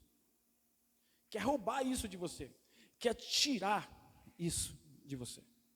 E a última coisa, Jesus fala dos ladrões. Ladrão a gente não precisa explicar, porque a gente já sabe o que o ladrão faz. Mas o que é curioso é que tudo aquilo que quer roubar, matar ou destruir, a nossa liberdade em Cristo, nós somos justos, livres e abençoados. Tudo que quer roubar isso, tudo que quer matar isso, tudo que quer destruir isso, são os ladrões. Ladrões de consciência. Irmãos, não tem ladrões piores do que ladrões de corações. Não tem ladrões piores do que ladrões de mentalidades. Não tem ladrões piores do que ladrões de consciência. Não tem pior roubo na vida do que se sentir roubado a vida toda por uma verdade que estava escondida. Os ladrões estão aí, a religião está aí, o sistema está aí para tentar roubar. Mas em Cristo nós temos vida e vida em abundância. Agora, para fechar, Jesus conclui dizendo: onde estiver o teu tesouro, ali estará o teu coração. Quem é o seu tesouro? Pastor, Jesus é o meu tesouro. Amém.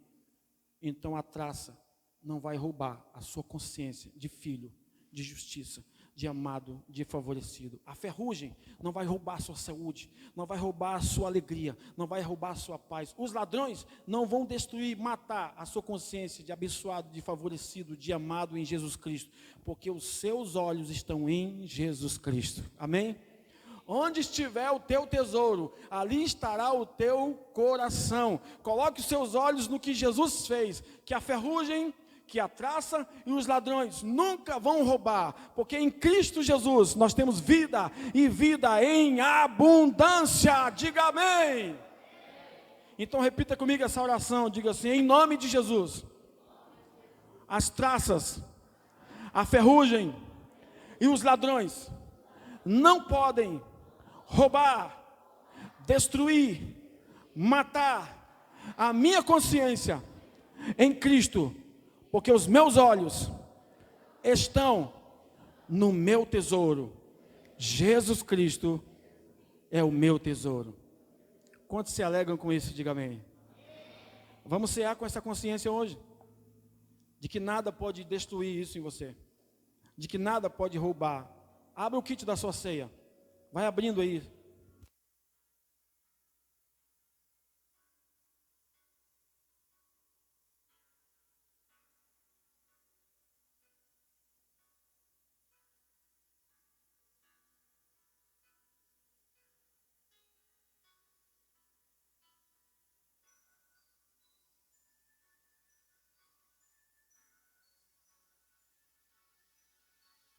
Aleluia. Pai, nós te damos graças, porque Jesus é o nosso tesouro, e o nosso coração está em Jesus. E quando o nosso coração está em Jesus, naturalmente, estamos construindo tesouros para a eternidade. A nossa consciência de justiça é um tesouro para a eternidade. A nossa consciência de santidade é um tesouro para a eternidade. A nossa consciência de santos é um tesouro para a eternidade. A nossa consciência de curados, de sarados, é um tesouro para a eternidade. A nossa consciência de perdoados totalmente é um tesouro para a eternidade. A nossa consciência de grandemente abençoado, de altamente favorecido, de profundamente amado pelo Pai, é um tesouro para a eternidade. A traça e a ferrugem e os ladrões não podem entrar onde Jesus está. O nosso coração está em Jesus, Jesus está em nosso coração. Consagramos a Ti os elementos da ceia, Pai, e recebemos essa consciência de que somos totalmente curados, totalmente perdoados, em nome de Jesus, amém. Participe da ceia, coma e beba.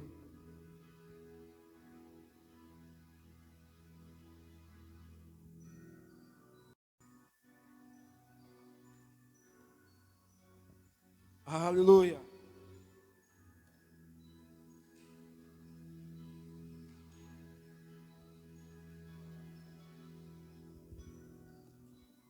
Aleluia. Te adoramos, Jesus. Você que já ceiou, se você puder, fique de pé. Pode deixar o copo aí. Pai, nós te adoramos, porque nada e nem ninguém vai roubar a consciência de que nós somos livres em Cristo. Nada e nem ninguém vai roubar a consciência de que somos justificados em Cristo.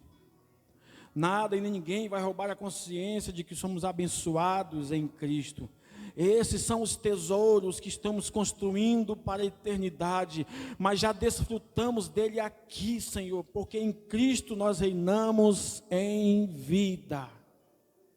Você pode dizer ao Senhor palavras de adoração, palavras de gratidão, palavras que honrem a Jesus Cristo, e os seus olhos estão nele, o seu coração está nele. Jesus é o teu tesouro, o seu tesouro é Jesus, a sua vida está inclinada a ele. Você ainda vai conquistar muitas coisas, mas nada disso rouba a Jesus do seu coração, nada disso tira Jesus do trono do seu coração, porque o seu coração está em Cristo. Cristo é a primícia, Cristo é o primeiro, Cristo tem a primazia na sua vida, na sua mente, na sua família, nos seus planos, nos seus projetos, no seu coração. Então adore a Ele com suas palavras, glorifique ao nome dEle, bendiga a Jesus Cristo, aleluia.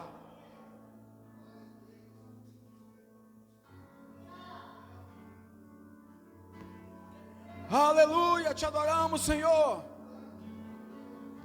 porque somos justiça de Deus, porque somos livres em Cristo Jesus. Te adoramos porque somos abençoados, Senhor. não porque estamos fazendo alguma coisa, não porque merecemos, mas porque o Senhor é bom, porque os nossos olhos estão em Ti.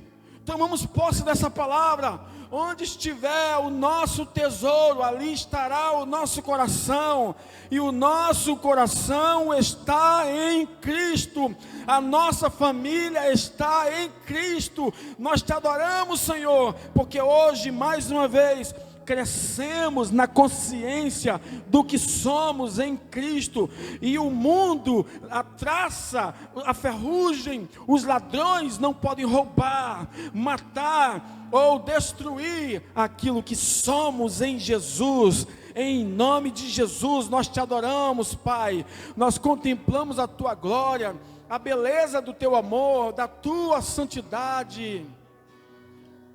Aleluia. Aleluia. Glorificado seja o Rei, o que vive para sempre. Adore com suas palavras.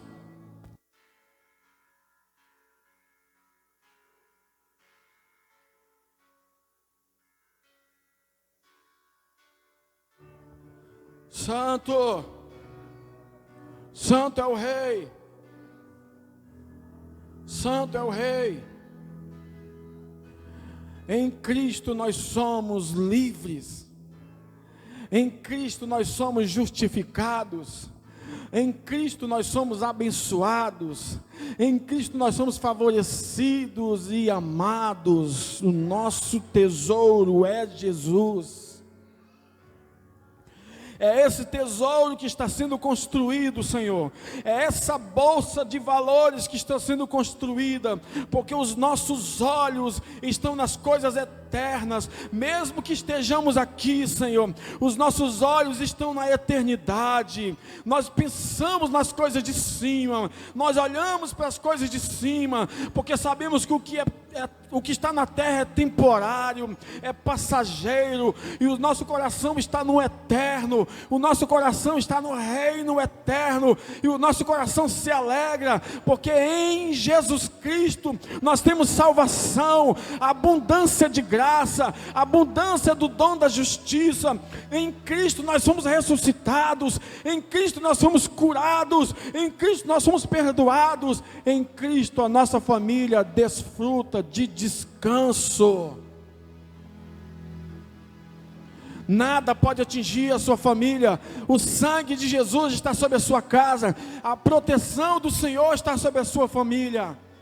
Obrigado, Jesus. Te adoramos, te adoramos, te adoramos, te adoramos. Ao Rei que vive, ao Rei que vive e reina, ao Rei que vive e reina para sempre, a Jesus Cristo.